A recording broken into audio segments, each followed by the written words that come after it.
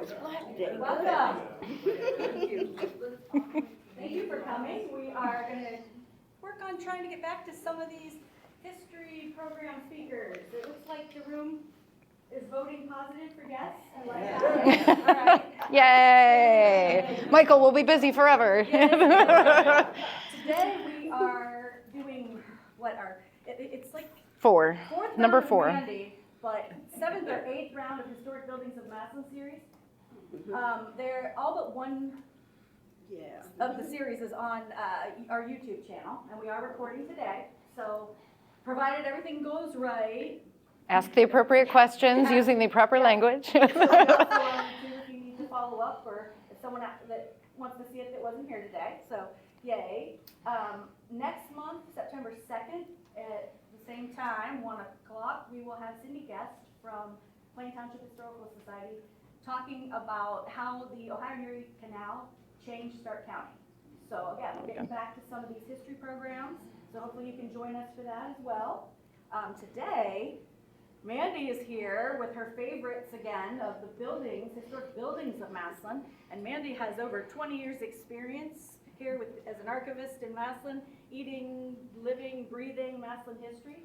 So she likes to come and share her unique spin on Massillon buildings.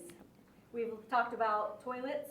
Yes. Well, yeah. We've talked about, all kinds of fun different buildings. Super cool That's stuff. the one that sticks out though. I'm sure we talked about other I know, but buildings, that's always the most exciting. that's the Is one that yes. everybody remembers. So welcome again, Mandy. Thank you. Thank you. Awesome. Oh yes.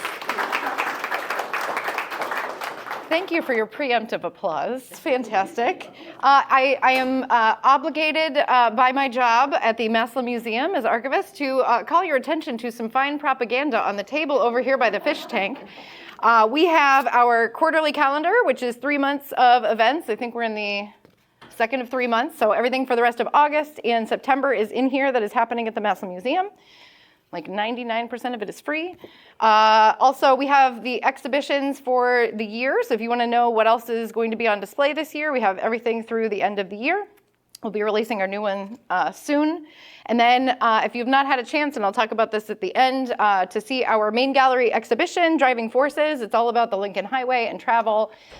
It's super amazing. Something that's been on my want list for 22 years was to restore our neon signs that were in the collection from the Conrad Hotel, Friegs, and we have both of those restored in our gallery. So they're working and they're lit up and they're beautiful. So please come and see it. It is free to visit. So, okay, so since this was my 4th time coming, I thought I would do a little quiz edition because there's 1.5 million photographs and documents under my care at the Massillon Museum, and most of my time is spent, zooming in on photographs and, going through and researching and helping people find the information they need or finding something for an exhibit. So I've got a lot of cool photographs to share with you today. I'm sorry that much like Rudy and Margie, when they have trivia, they have great prizes. I have nothing but applause. Maybe we could wrangle some gold stars. So please feel free to shout out your answer. If you have questions, please don't wait till the end. Ask it when you're thinking of it. I will not be thrown off. I would be happy to answer your questions. So here we are, the quiz edition. Dun, dun, dun, dun, dun. Okay. So here's a fine photograph of some gentlemen in the 1940s. Does anybody know where this is? Isley's, not quite. You said Sugar Bowl? Freaks. Okay, look at the booths. I don't know if this is helpful or not. Someone said Sugar Bowl, and you are correct. So this is in the Sugar Bowl. Specifically, that tile floor is very distinct to their restaurant, which is great because over time we can tell where it was. There's a 1970s display of some fine Easter chocolates. And there is the exterior. So yes, you were correct, Sugar Bowl. What's really cool, okay, see, my laser pointer does not work on a television screen. So right here we've got a really cool, it looks like an actual sugar bowl with the little waves. I'm not sure if that's actually still in the building or not, but it was recently. So that is most recently where the Sugar Bowl was. So if you see where Smitty's Steak and Ale is there, it's the right-hand side. So it was just the right-hand side. They've since put both storefronts in that building together. And I did actually go out and take a picture today to make sure that I had the correct facade. So there is a new restaurant about to open. So this is, Josh Harder is reopening this as a restaurant. So it's Harder's downtown. They're gonna have smash burgers, and I'm assuming all the things that come with burgers. So probably fries and delicious stuff, so. All right, what restaurant are we at? Padula's. Very good, Padula's. So this is Walter White. He was a waiter at the restaurant. And here's the exterior of Padula's. Now, when I looked up the address, you can correct me if I'm wrong, Tommy Matthews back there with your city directory in hand. It said 304 Cherry Road Northwest. Not there. Originally, okay. First Street Northeast. First Street Northeast. Okay, where on First Street Northeast? Gas station. Behind the gas station. Okay, so at Lake, Where Crap Plumbing used to be. okay, so at Lake and First Street, so like where like the car wash is for the gas station at Lake? Okay. Okay, well, the picture I pulled up was for the original address, clearly was in the 30s when it was at a different location, so that, Get rid of that one, you straighten the river. 1328. ah, okay, perfect. 1328 first. 1328 First, okay, thank you. See, I'm learning. Okay, this is a fine interior of a great soda fountain. Watts's, not quite. Did he say Watts? He said Watts's. Mm-hmm. Okay. That one I know. I don't know if anybody was maybe perhaps in there when it was a soda fountain.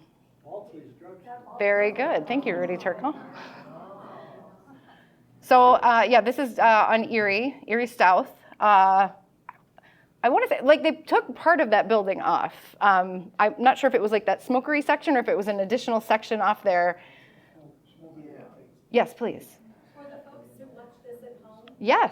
please repeat the name of things just because they might not be able to hear the audience. Great point. Absolutely. Will do. We'll repeat per your request.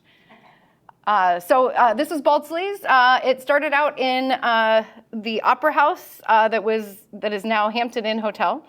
And it moved to this location, and I think was there for a really, really long time. I'm not sure when that location specifically closed. But the last location that it was at Bueller's / Bordner's on the west side.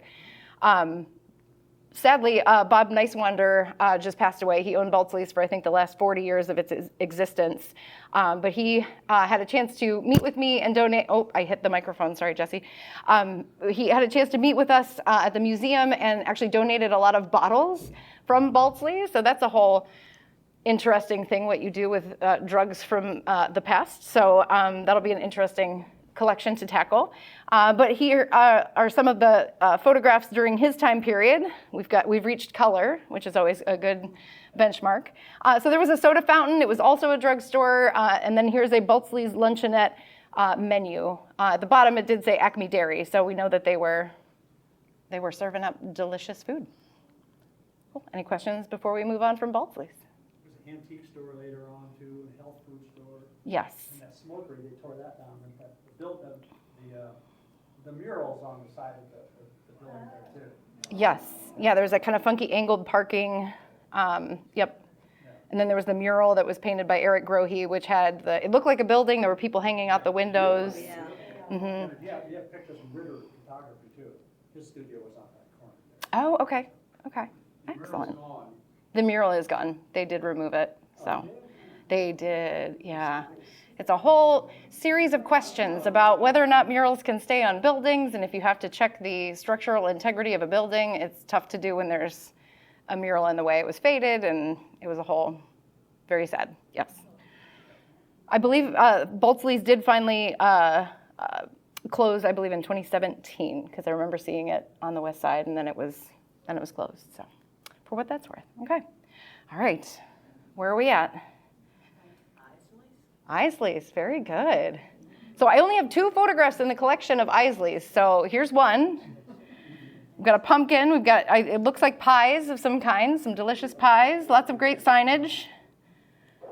And then the front window. So we've got Isley's was it rocket ship? Rocket? Skyscraper. Skyscraper, thank you. Skyscraper ice cream, so a very tall cone. You've got the Chip Chop Ham sign. And some of you are now recalling what that tasted like. Excellent. Where was Isley's located? Two locations. Oh, okay. I thought there was only one. Please do educate me where Isley's was. Where Smiley's was. Ah, that makes sense. And Town Plaza. And Town Plaza. Okay. At the same time? Okay. I was going to say. They only had one scooper. There's only one scooper. You could only have one location at a time. All right, I'm actually going to skip past this because I never gave the answer. All right, where are we? It's on Federal, very good. Actually, that building's still. It sure is. Wasn't it his baseball card shop? Not, I don't know if it was any of those things. Army Navy at one time. What was that, Rudy? Massillon Surplus store at one time. Massillon Surplus. Army Navy store. It was a, oh gosh, what was it? It was like a sound shop recently. It was Bob Prinzhorn's. Gun store, gun shop. It's been many, many things. Yeah, so somebody did point out, it does say Priest and Clancy.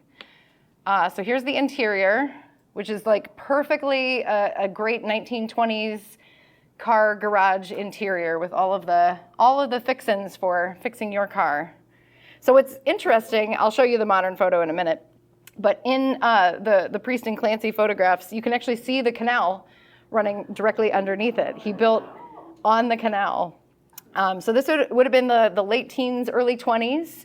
So whenever I try to tell people, because people always want to know where the canal is, so you can always use this building as reference and literally just look north and look south, and you've got the path of the Ohio and Erie Canal. So obviously, after the flood of 1913, the canal really fell into disrepair. A lot of the banks caved in. Nobody was really taking canal boats in the 1910s. Here we are, more modern transportation built right on top of the former type of transportation.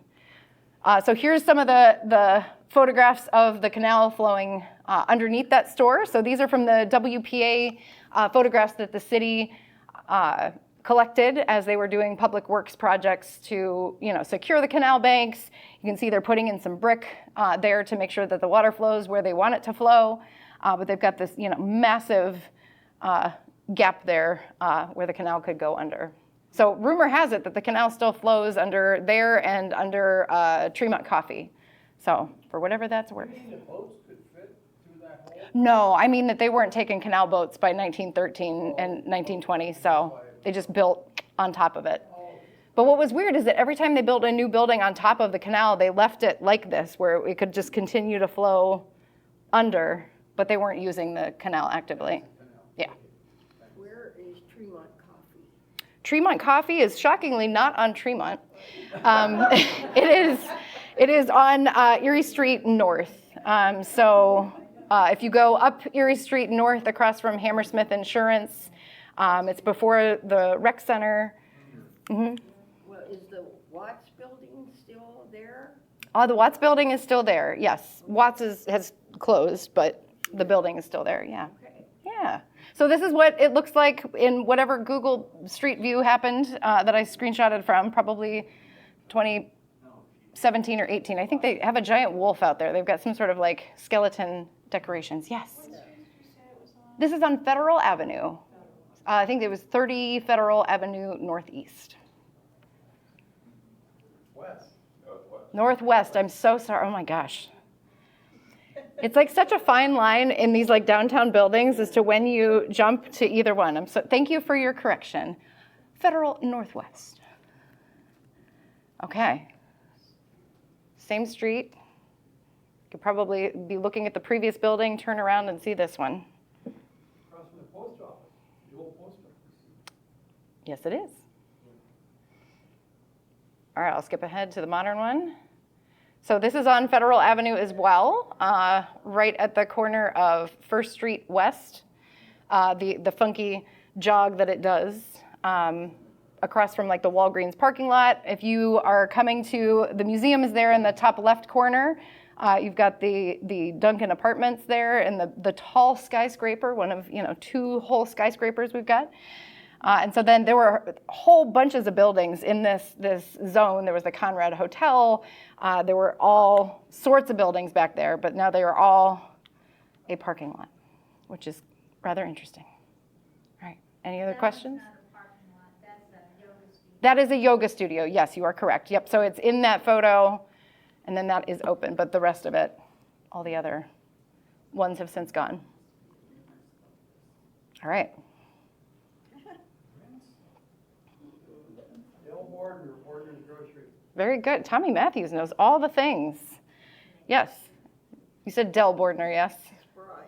Probably at the 8th Street store, Okay. where they moved.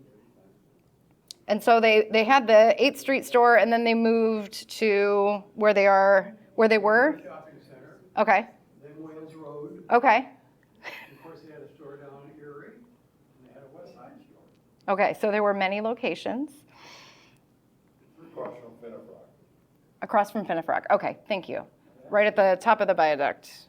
Okay. Okay. So that is Bordner's. So as Tommy Matthews just said, there were many, many different locations as it jumped across. This was the one that I had photos of, so that's what we're going to go with. So this was over at, oh gosh, what it is, the Mayflower Shopping Center. Building's still there. And today it is a Bueller's. Bordner's closed in 2017, 15? You can comment below, YouTube viewers, to let us know the answer to that question. They had one big expansion One big expansion? from 69 till 02 maybe. 1969 to 02. Building on to the left. Okay. I was gonna say, this looks like a very 60s, like that view right there is pretty, Two houses down on the right, best house in town. oh, of course. I'm assuming there was a Sheets that lived there. 450. All right, so there's Bueller's. And so what's interesting is that the very last Baltzley drug location was actually right here on the side where Bueller's is today. It's actually the liquor store now of Bueller's, so it's a very interesting jump. Although I feel like many of the drugs from Baltzley's drug probably contained a lot of alcohol and questionable substances inside. So. When it was built, what was Yeah. on the east side of it originally? I'm sketchy on my West Side history. Mike, please tell us what was on the east side. Ben Franklin's. Okay. Mr. Sterrett owned Ben Franklin's. Okay, thank you. What's so interesting, so my level of like understanding of the community, top secret, I was not born here, is that like where the photographic archives stop. So like I'm starting to finally make my way into like the 60s and the 70s, and you all are filling in a lot of those wonderful details, so thank you very much. All right, this is a lovely, Rudy, you want to take this one? Carl Spooler on the left. sure is. Or at Finnefrock's or Ideal? Spooler Carpet, maybe? Or the old, where the brewery is now, Mastercraft, Where the brewery or is. Ideal Store. Oh. Here's an extra clue. What company did he say that was, or he didn't? He didn't, yeah, he did guess, but I want to make sure. You were correct, it was Spooler's. I don't know if that was Carl Spooler. It was Carl Spooler, yes. So on the left-hand side, that is Carl Spooler, class of 1918. When, upon his passing, the Massillon Museum received 40,000 things from his estate. And I'm talking every photograph pretty much that you've ever seen me present is a Carl Spooler photograph or a photograph he took of somebody else's collection.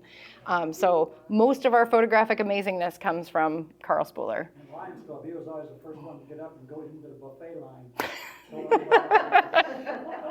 Age had its rights, I guess. So, yeah, Yes, as an exalted member of the Lions Club. So very, very intriguing, amazing guy. All right, so that is the front of the building there. Now that building actually does, that one does not, but the other ones do. And then on the left there is the Carrie Jacobs Brown house, which was a beautiful 1860s mansion, which I'm sad isn't here anymore. Never heard of that. Yes. And so there it is today. So again, parking lot. Lots of parking lots. Yeah, yep, yeah. If you walked out the front doors of the Massillon Public Library, you would have looked right upon that. Yeah, where the book sale takes place, you're on the remnants of Carrie Jacobs Brown's house and Spooler's carpet. There you are. All right. Okay, this is a tough one. This is a long, funky street view.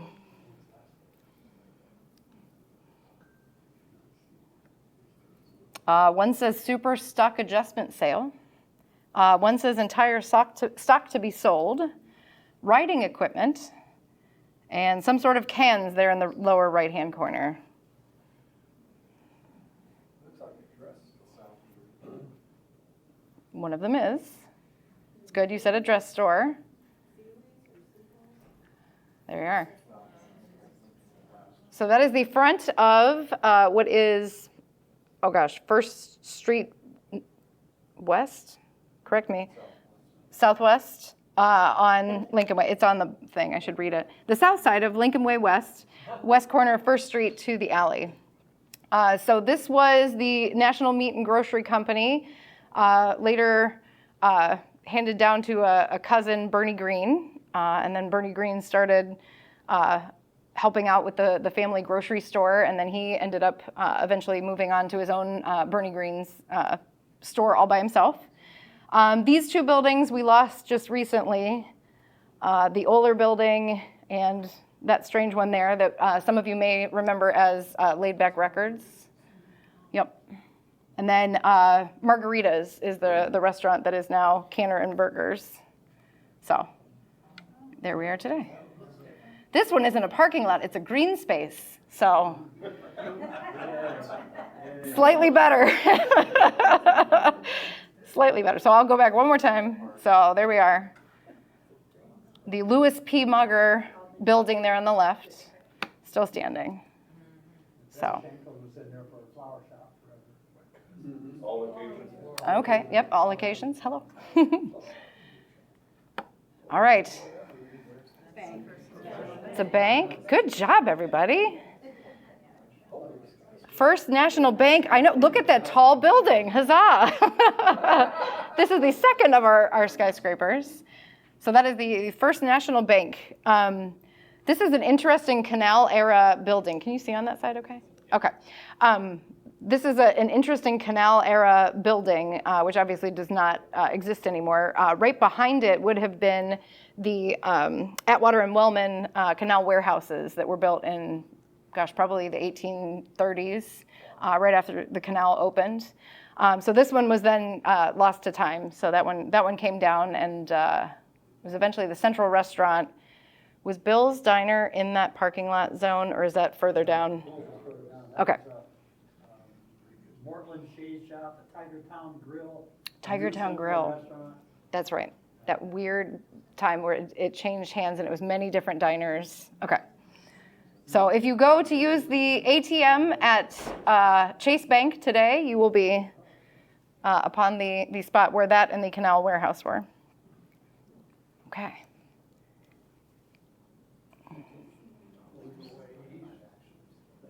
It is not Lincoln Way East. It is not the old Independent. No. It is not. It's on Erie North. Taxi cab stand. Yep, we've got Western Union, yellow cab.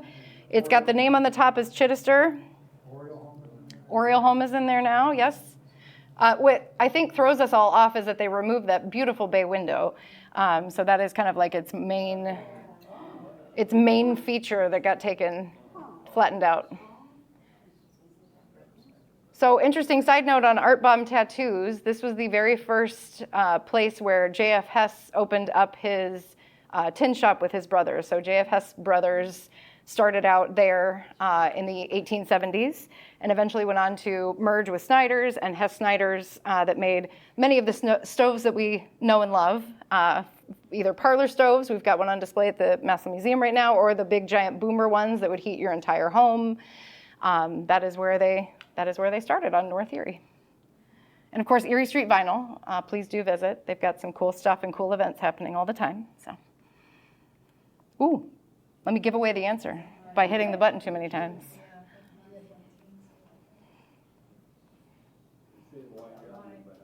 It's next to the Y. Between the Y and the church. Is that two separate buildings? So you can see the police station in the back, which is no longer the police station, but it is an old police station. And so we are at the YWCA, which is across the street from the YMCA. Yes. Yep.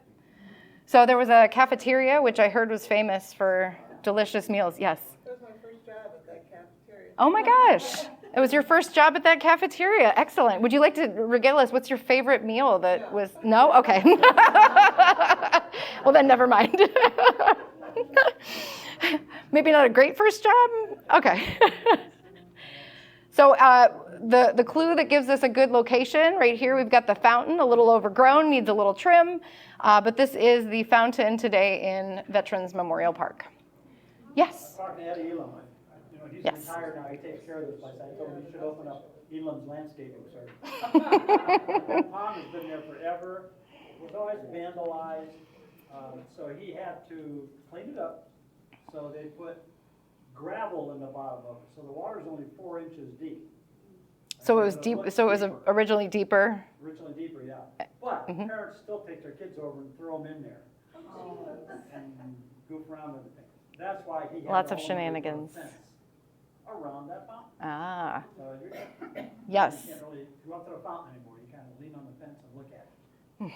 Which, yeah, it was put in the 1950s. It was, yeah, decommissioned for most of my time at the museum, and then Eddie Elam revived it and was able to get a lot of the original equipment back in. So, yep. He should open a landscaping service. Oh my goodness. All right, I'll go back one more time. So, YWCA.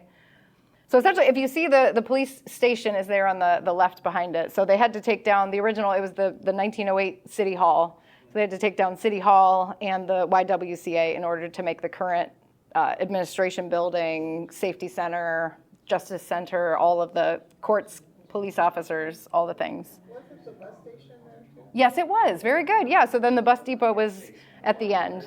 Mm-hmm. What year was that? That current, yeah. Current? I mean, this would be current. I mean, when was that building then changed to what we see now? Oh, absolutely. Yeah, 1976, I think, was when it officially opened because it was the 50 years. 150th anniversary of Massillon and the 200th for the country. So a lot of things got taken down in the 60s and 70s to make way for what we all thought was useful, parking lots, justice centers, and so a lot of things went down at that time. So the YWCA, after it was there, I'm not sure what happened in between 1976 and present day, but the McCullough residence, as in Caroline McCullough Everhard's childhood home, there on the left, became the YWCA. So that was, I think that closed in 2012, 2013. I did get to go tour through the house and take lots of pictures. So I'm happy to say that most of the fireplaces are still in place, and most of the decorations inside are still there as of when I went in there. So it's starting to get to that point where it's like been a decade or more that I've seen these places, so who knows what they are doing now. So The nursing home before that. it was a nursing home before that? Oh, okay. Yeah, it couldn't stay a residence forever, and that's okay. Very good. This is the one I gave away to you all in the main slide. So that is the Massillon Club. If you parked in the parking lot for the library today, you would have been on this building. So the Massillon Club is now a green space between the Lincoln Theater and the Massillon Public Library parking lot. So the Massillon Club closed in 2013, I believe. Sorry, let me skip ahead and I'll see. 2012, there we go. So for many years, it started out as a residence. It was a funeral home. We did get to tour there. There was a upstairs, downstairs sort of tour that we gave for the museum in 2011 where we got to all go through the building.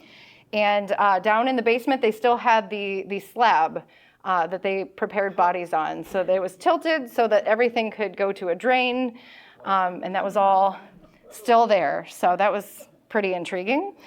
The Central Presbyterian Church purchased it after it closed in the 2010s, and they did let me go through and also photograph all of the things that I could possibly photograph in the building, and we did receive a lot of their archives. So if anybody is interested in what Mayor Wyrick was having on June 2nd, 1945, I can tell you exactly what he had for lunch. So very interesting set of archives. So there was a group that went there every Friday night. We've got Margie and Joel Vogt. We've got Susan and Dick Gessner and many other people. They gathered together to do a little commemorative for the building, which was built in 1886. So 1886 to 2012, and then it came down. So at least, again, it's a green space, a little better than a parking lot. So It was Griffin Funeral Home. Griffin, Griffin. I don't know. I just knew it was a funeral home. I've never actually heard anybody tell me what named funeral home it was. So, okay, thank you. Griffin Funeral Home. Okay. It's Lincoln Way, you're correct.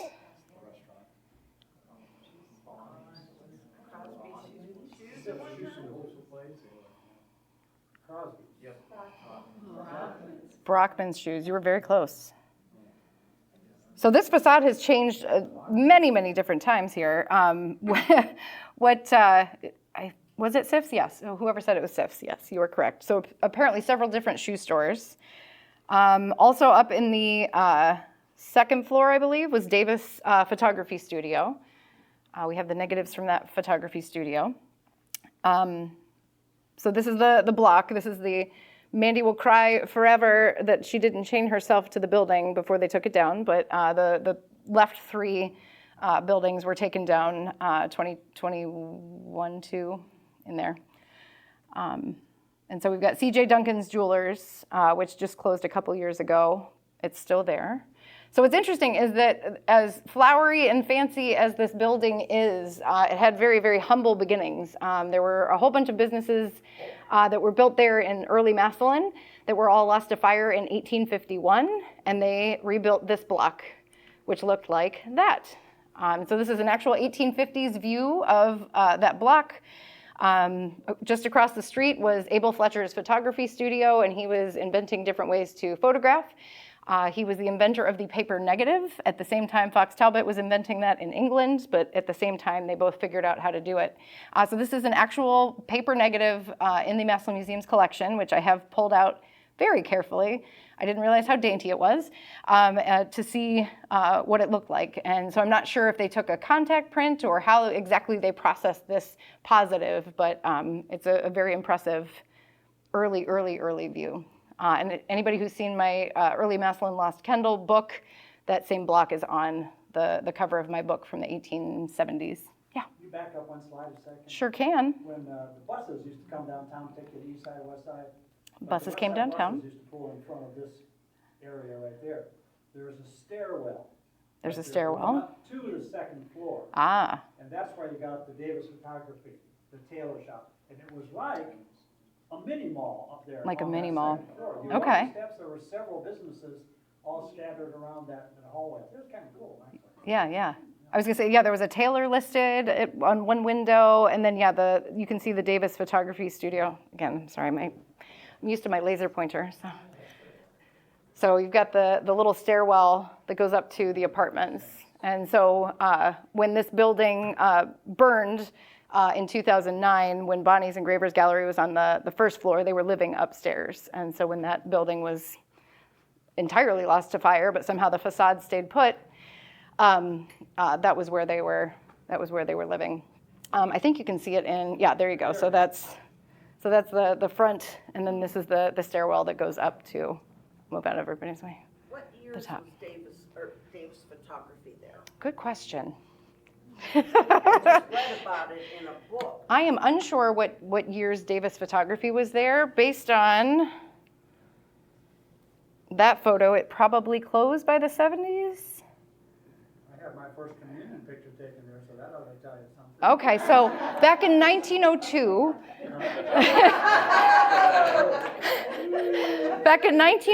Rudy, you had your first communion photograph taken, ish, give or take. Do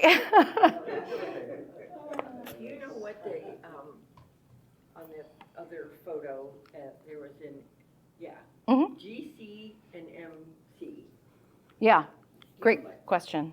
Does anybody know what the shields are? Because I do not. This is a trivia now for everybody. Shoe types? McCann's?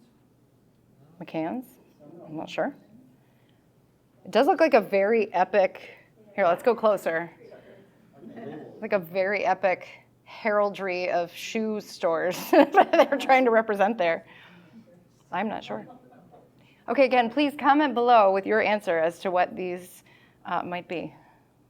If anybody thinks of it, let me know. Okay, so, and there it was just before they were getting ready to tear down the middle ones for no reason. Okay, there were reasons, but like, I don't know why we started with the middle and then just left the weird one at the end, but there we are. Okay. Wow. Yes, very good, right out the gate. Salvation Army. So this is the 1960s, 70s, 80s, 90s, early 2000s Salvation Army. We may know it today as the LE Training Center, or as some of us think it says Le Training Center. It's very French. So of course the Salvation Army vacated this location when they built their new building, which was on the grounds of Longfellow School, right behind the Massillon Women's Club. So there's their new building. So what's interesting is the Salvation Army actually started out in this building, which was actually built, early 1820s. It was a Masonic lodge. It was also kind of the community hall. So if anybody, you hear about lecturing in Massillon, this was typically where they went. More than likely, this is where Lucretia Mott came to speak in 1848. So kind of intriguing. It was a grocery store at one point in time, Herman Brothers Fancy Groceries. So, no. It's the same location as the Salvation Army, yes. But it was supposedly it was moved from across the street. Because there's a photograph of James Duncan's mill right next to this building, but James Duncan's mill was like in Duncan Plaza, and this is across the street from it. So we think that the Masons moved their lodge across the street. That wasn't Madison Hall, was it? That's what I think it was. Because it's kind of tough. So city directories we have all the way back to 1859, but like anything like pre-railroad is just not particularly documented as well. You can go to censuses and people's letters, photographs from Abel Fletcher, but beyond that, it's a little tough to pinpoint where it was. There's a photo of that with Duncan's Mill in the background. Is that the house that's located at the corner of Tremont and 3rd? I don't believe so, because I think that was I do. I want to say that's Amelia Strobel's house. Would have been first owner. No, they all look like this though. There's about 3 or 4 houses in that area that looks exactly the same, but I don't think that this was moved there because that residence in particular was there, in the mid 1800s. So yeah. I don't think the new that Salvation Army on the left was built until either the late 40s or early 50s. I think that was probably built in, I want to say 49. 49? Okay. I was guessing 50s, 60s, so. Yep. And in case anyone ever needs to know, it is difficult to do building history because there's not always like a nice document filed with the city that says, I have built my residence. You've really got to use like tax records, you've got to use city directories. Of course, don't forget that in 1927, we changed the names of the streets. We renumbered everything several different times. So that is typically one of the hardest things to pinpoint if you need to know something about a building. Yeah? What years the street directories do you know? We have 1859 to, I think, 1983. I feel like we have, I did stick like my 2015 phone book in the archives just to make sure we had something from the 2010s. But yeah, if anybody is interested, you can go to massillonmemory.org, which is a library feature. They do have yearbooks, not yearbooks, they do have yearbooks, road trails papers, and city directories. You can actually go through, they've scanned, I think, our 1859 directory all the way up to about the 1940s. So you can go through and actually search, which is great because at midnight when Christine and I are texting each other with a random research question, it's really nice to be able to actually view all of those on Massillon Memory. So, all right, let's get back to, okay. Phone booth, yes, a beautiful, beautiful phone booth. Gas station, first and Yeah, it says we're Jim. There you are. Yes, First and Charles. We are at Fred Bracci's Central Service Station. So a very nice, who's the car guy? What year cars are we looking at? 65, 40. Is it? Looks earlier, looked like 62 maybe. A 62, okay, somewhere between 1962 and 65, okay, somewhere in there, okay. So today, that would be here at the corner of First Street Southeast and Charles. It is the parking lot for Edward Jones Investing. Edward, okay. Yes, and maybe for some donuts. It is, it's a weird view, sorry, that's a little, I zoomed out so I could get all the buildings into one shot, so, yep. So there's the Massillon Museum on the side, and then that would be right there. Okay. Which of the many diners downtown? Is that Bill's? It is Bill's, I believe, right? No. Yes. See? Or Millie's, or Hull's. Or, yeah, or Tiger Town, or, No, Tiger Town was Bill's. okay. Darn it. Chet's also. Okay. So this one was Smitty's. What else did you say? Hull's, Millie's. Who used to work at Padula's. Ah, Millie left Padula's to go work at, Went to the What nice. was the name of the street next to it? Or the street ran next to it? What was the name of that street? What's the name of the street that runs next to it? Yep. Henderson, Henderson. both ways. It went over to Tremont. Henderson. Is that like pre-name change? No. Post name change? Not until they took that down. Okay. Henderson. So somebody asked me a question whilst I was threshing grain at the steam show this weekend. There was supposedly a dress shop behind When they made dresses. Yeah, National Dress Company. National Dress Company. Garment Company. National Garment Company. Okay, I'm going to write that down for a second. Thank you. Because I do owe him a phone call to answer that question. So National Dress Company. What material is that diner made out of? Because you look at the wooden building behind it, it looks aged, you know? And then you see that looks like made out of new stuff, like It was metal. this metal? Okay. Is that how they made the diners, just like a metal type thing? So this one came in two pieces. There are pictures of it getting like merged together where they truckloaded one section and truckloaded the second and then pre-built. Mm-hmm. Okay, that's why it looks so relatively new. Mm-hmm. This is the one that's in Cincinnati, right? Bill's. Dang it. Okay, I swear one of these days I'm gonna get it straight. Bill's looks more like a train car, like a rounded train car, right? Yeah. And then this one's more squared off, but in pieces. Okay. I'm gonna get this correct. An attorney named Jim Reed used to call him the singing cop. Jim Reed, the He singing talked about cop. Working down there when they brought this in on the train. Oh, And he then worked had to truck there it to this location. when they were trucking it in. Okay. The original Smitty's, you look at it, it looks like it's wood. It says Smitty's Diner. Looks like but it's wood. Painted on wood. Maybe this was added later. Okay. But it had all the beautiful chrome inside and like you showed. Oh yeah, like the Yeah. pretty. Did you say where that one was at, or you don't know where that was? Smitty's, is that the, where McDonald's is? Yeah, where McDonald's is, about there-ish. It was not always like a strange cascade down from the sidewalk to McDonald's. So it would have been, So on the right side is the west. okay, all right, moving on. The Darling Shop. Oh, no, but good guess. Fixler's. No. No. Actually, I'm not sure what businesses were in the side of this thing. Lincoln Way and First Street. Lincoln Way and First Street. Kids' clothes? Probably on the side there. Well, that would have been like Bixler's. I think that was- Yeah, right next to State Bank, right next to State Bank. State Bank, very good. So some of you may remember it as Bank One in the 1990s.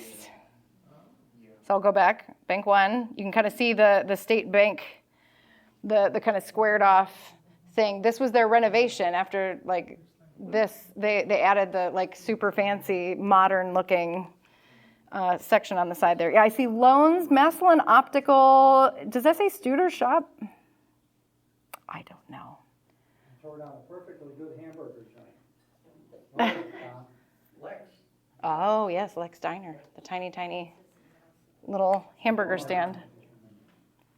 And so, again, you might remember it as Bank One. This is Jack Knapp and his mother after he completed the planters for his Eagle Scout project. We just posted about that on our Facebook page. He had created for an Eagle Scout project all the beautiful planters that are outside of the museum. So it was funny because this is how I think of him. And when he came to visit recently, he's in the service, and he came, I think, from Japan. And I failed to remember that 96 was a long time ago and that he was not going to be 16 years old. So it's very cool to see and to meet him. Mandy, I think, if Yes. you're looking at that picture, you see State Bank, but you see the drive-in next to it? Oh, yes. That's not State Bank's drive-in. No. People's merchants. Right. Ah. Merchants' drive-in was on the opposite corner from where their bank was. Oh, my goodness. There's so many banks. Yeah. Banks and diners. My goodness. Okay, so you might know it today as Shearer's. Yes. So prior to Shearer's and the banks and all of the things, I always like to go all the way back. You may remember the Grand Theater. I doubt that we would remember in our lifetimes the Conrad House that was also owned by Beriah Brooks. It was the second house built in Massillon. So this was right on the grounds where Shearer's is. And then on the left-hand side there would have been Coleman's jewelry store before they, upgraded from a canal era building to like a proper 1900s storefront. So, Mandy, I have a yes. question. Was Victoria Woodhull's house in that area when she lived here? It was on Federal, and I do have pictures to give you of her house. I'm not sure who wrote it on the back of it, but it said like Victoria's house while she stayed here. So yeah, it was on Federal. Okay. Garage. First in Charles. Ford Garage. But what company would go on to have a big major, like what family owned it, Tommy? Yeah, very good. All right, it was Wakeham. Okay. I think it was this was a Hess garage at one point. And Schaefer Ford. Schaefer, Hess, Hess Ford.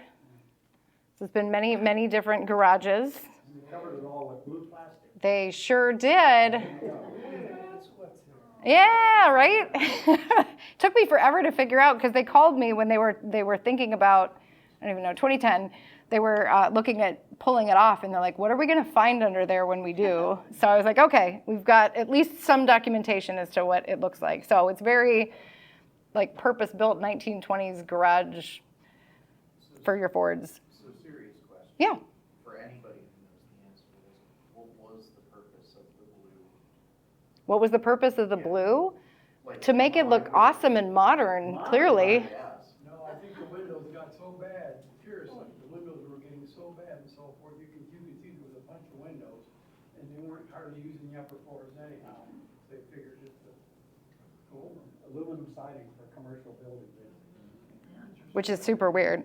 There, for whatever it's worth, if you want to go investigate and look, you can stand like at the entrance to what is now a antique store. You can stand there and actually look between the building and the blue that's standing off. So you can kind of see. Because there's like a handful of buildings around the state. One that I think of is in Toledo that did this and is currently undergoing a renovation to undo. Okay. Yeah. I don't know, They have like. the money for it, but. Okay, good, yes. Like, at some point in time, like, yes, please remove the weird exterior. I don't know if that's, like, so exciting that I feel the need to recommend that. I don't know. You can drive to the second floor. You can drive to the second floor? Oh, please do tell. Oh, there's a ramp? Okay. Ah, which is cool. That's just super cool. Well, yeah, you got to move cars from one floor to the other, which is so, like, did they just store cars up on the third floor, or was it there for fixing or something? Did service, I don't know where all they did all the service. I'm not sure where we did the service. All right, cool. Okay. You're all going to get it wrong the first time. I don't know that you guys would. There is a turtle shell, but not the turtle shell you're thinking of. Right? So for years I mislabeled this as Friegs, and it is not Friegs, right? I was like, turtle shell, yeah, that makes sense. It's got to be Friegs turtle soup. It is not. Apparently there were multiple places you could obtain turtle soup.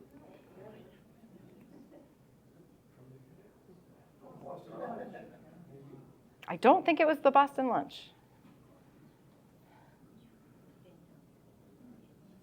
So we've got a fantastic bay window, which is what helped me to finally identify properly that this was Drew Hard's restaurant and hotel.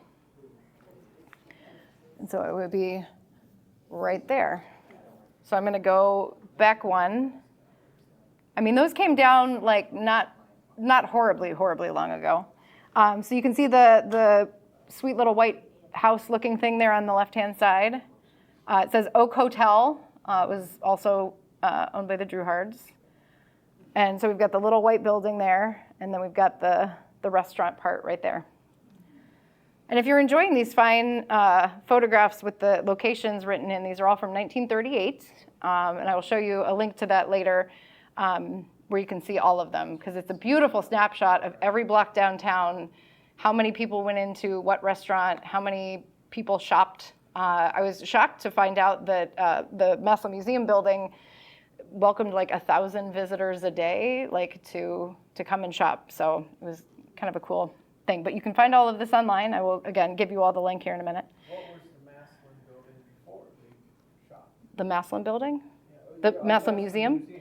It started out as Gensimer Brothers Dry Goods. It was Stark Dry Goods, the M. O'Neill Company, Home Furnishings Department, because the clothing was across the street, same parking lot of the library. Yes. And then I think it was a telephone company at some point, a dance studio, and then the Massillon Museum.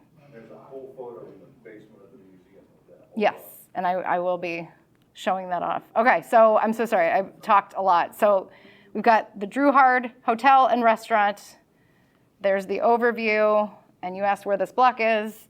It is the parking lot of Rockneys and Dollar Tree. Next to the green space. Next to the green space. There's a small little green space in there, and then the newly acquired green space next to Margarita's.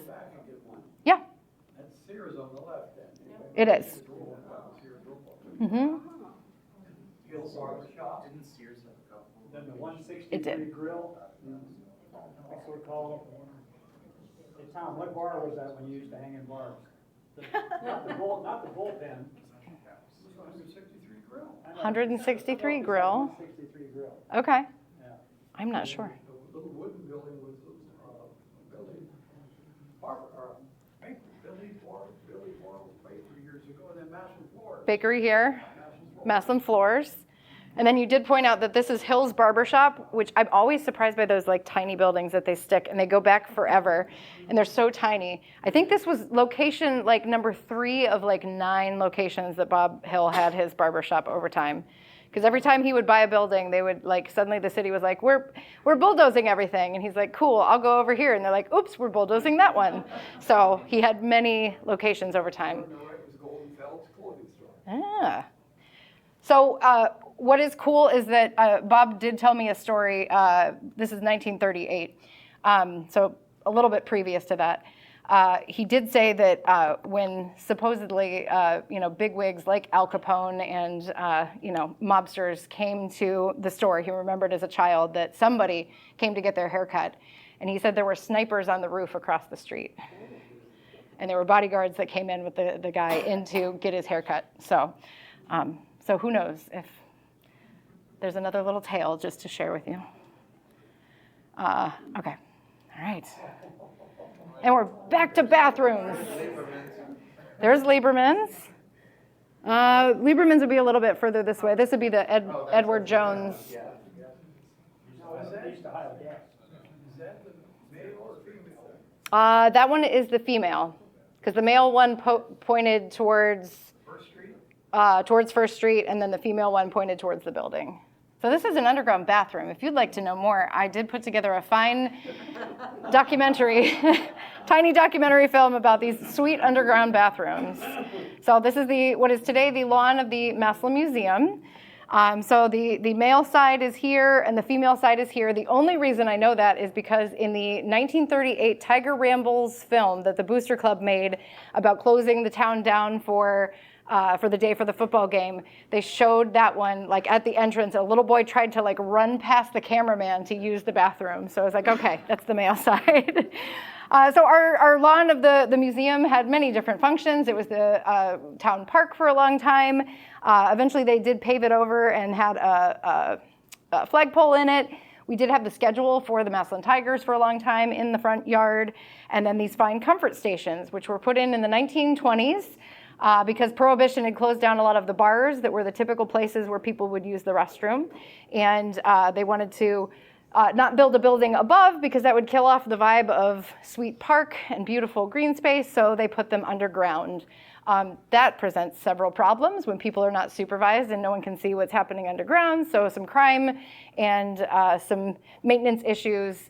By the 1950s, they closed. So a very kind of small niche section of time that we had underground bathrooms. So The little building on the left.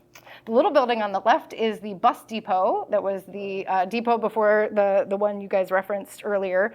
That would have been where Veterans Memorial Park is today. That was, and it was Sutter's because then, yes. And so he tore down this building. The bus station agreed to move. And he built the new Sutter's Jewelers, which during my lifetime would have been the Chamber of Commerce, the most recent location, and is now today the ceramic studio and conference room at the Massillon Museum. So we took that whole block. The area of the park where Yeah. you used to have the football sign. Yes, When they removed the concrete, it exposed the bathrooms yes, underneath. So then they filled them all in with sand. And then cover it up, and you gotta put your grass there. yes. Then when they put in the bowling trophy. When they put in the clock, yes. They also hit the walls of that thing again too. What I think was, That's where I got my piece of white yes. bathroom tile that sits in my wife's kitchen. From the Massillon Crab. What was great when they were putting in the clock, they did save us a brick, and we do have one nice, beautiful brick. But then when they were doing 2019, the streetscape, and they were tearing up everything in downtown, that's when like all the magical secrets came to light. So I warned them. I was like, hey, you guys are going to hit like some serious stuff here in a minute. And they're like, no, it's fine. We've got it. No, you hit the wall of the bathroom. So they gave me a chunk this big of the wall to keep, which I thought was pretty great. So yeah, they're still down there, which I would love to do an archaeological dig there. That would be very exciting.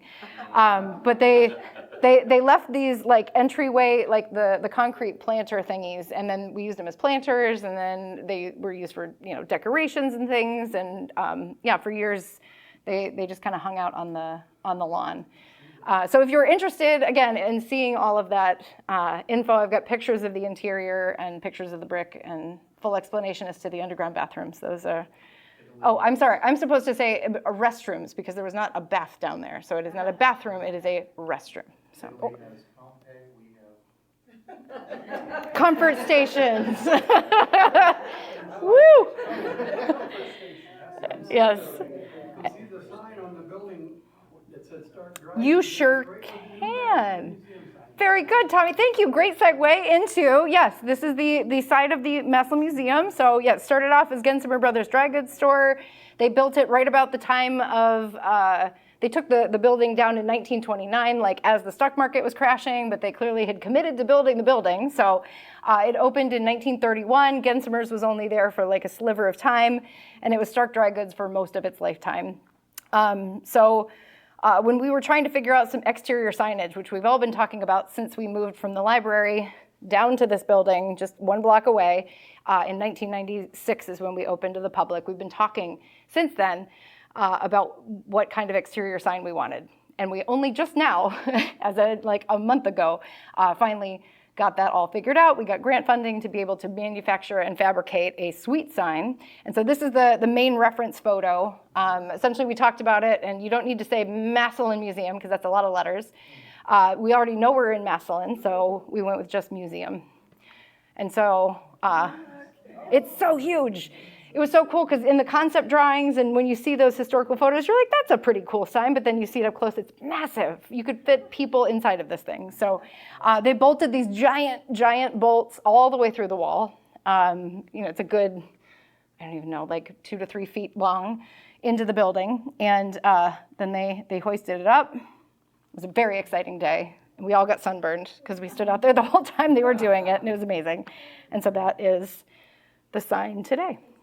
Is there any part of that sign that utilizes original foundations for the previous stark dry goods signs? Yeah, so they did find that there were kind of like still holes where the previous sign was mounted. I don't think they used the same mount holes because it's a different mounting. It's much more, I don't know, structurally sound.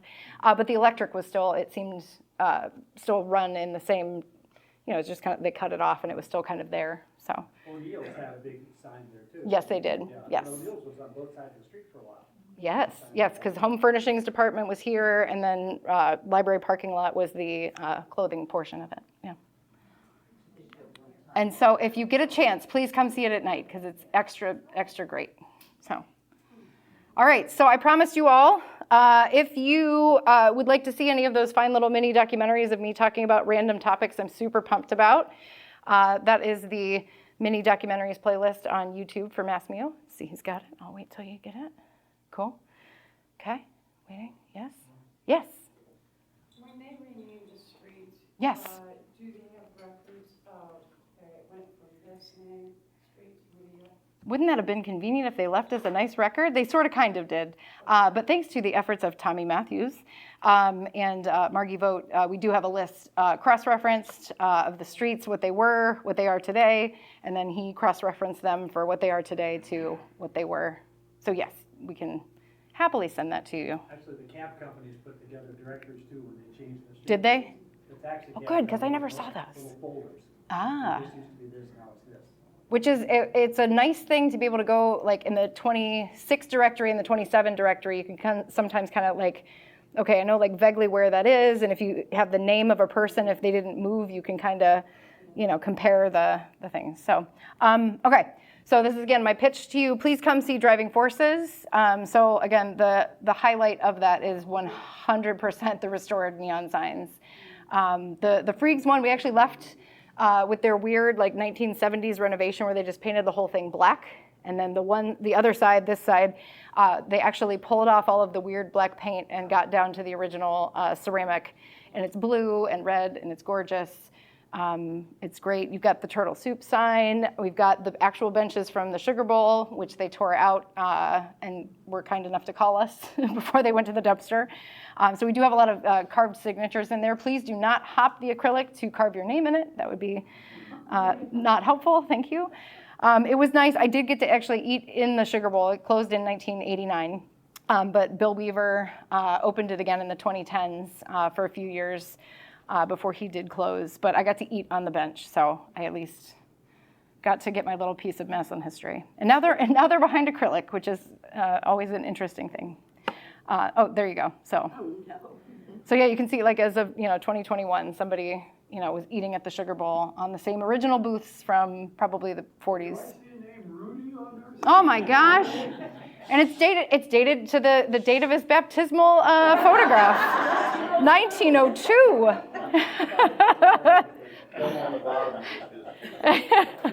So again, if you enjoyed those 1938 photographs, it was a Chamber of Commerce survey. It was the most glorious resource to use because not everyone goes down the street taking a photograph of every block and labeling what street it's on. So we did scan all of those photos again, thanks to the help of Mike Sheets and Carrie Coates. And we have these printed out on a banner. So if you want to go up and touch it and poke at it and look at it, we do have a bench there, and you can enjoy both the north and south side of the streets. And that is where the virtual archives live, which is, we're up to something like 38,000 photographs, I think.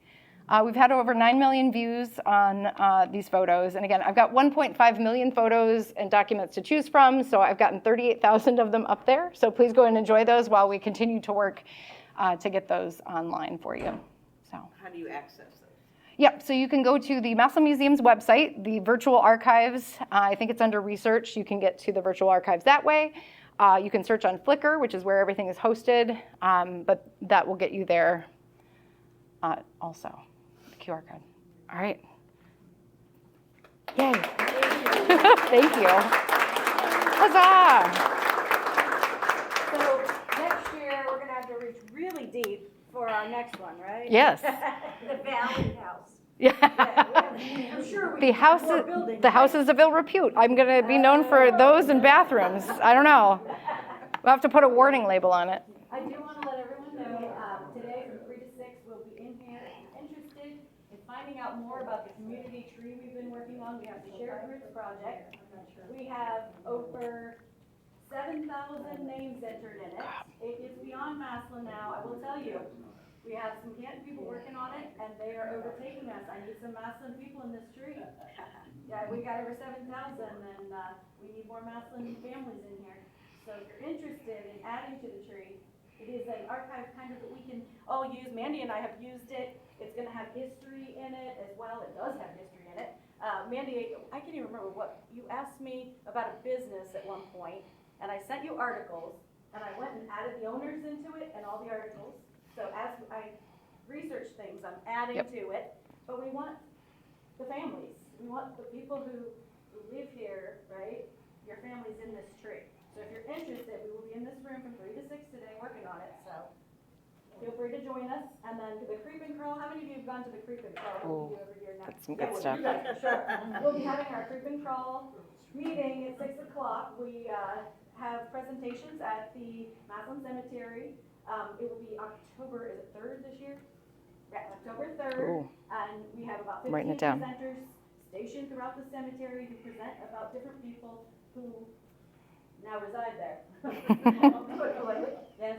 It is an amazing program to go see. Please, go, it doesn't cost anything, right? No, it's free. It's free. We've had the last couple of years, 250 people through? So it's A lot of them are repeat too. yes, so we will be, if you're interested in presenting, because it's 5-minute presentation. 5-minute presentation, we will be meeting at 6 o'clock tonight in here to plan that, so. Yes, it includes some paranormal stuff, not just, it's history mixed with a little bit of Sometimes spiritual Stories, yes. So, Yeah, it's a cool way to learn about Massillonians. I don't know, it's a really great event, so. But thank you for coming today, and you'll join us for some. Yay.